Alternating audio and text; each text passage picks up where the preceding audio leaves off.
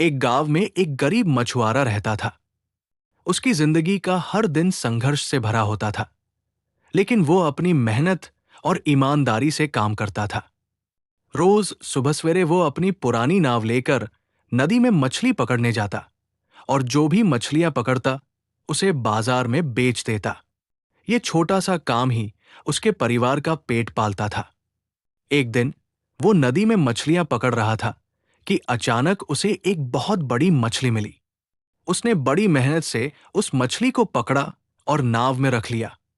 मछली देखकर वो खुश हुआ, क्योंकि उसे लगा कि इसे बेचकर उसे काफी पैसे मिल जाएंगे और वो अपने परिवार के लिए अच्छे से खाने पीने का इंतजाम कर सकेगा। लेकिन जैसे ही वो मछली को घर ले जाने लगा, मछली ने उससे बोलने की कोशिश की। मछुआरा चौंक गया, क्योंकि उसने कभी किसी मछली को बोलते नहीं सुना था। मछली ने विनम्रता से कहा, मुझे जाने दो। अगर तुम मुझे आजाद कर दोगे तो मैं तुम्हें आशीर्वाद दूंगी और तुम्हारी सारी मुश्किलें दूर हो जाएंगी। मछुआरे के मन में एक द्वंद्व था। उसे पैसे की जरूरत थी, पर मछली की बात ने उसके दिल को छू लिया।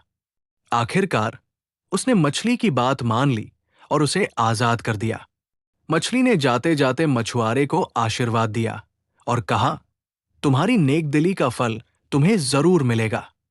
कुछ दिनों बाद मछुआरे को नदी में मछलियां पहले से ज्यादा और आसानी से मिलने लगी।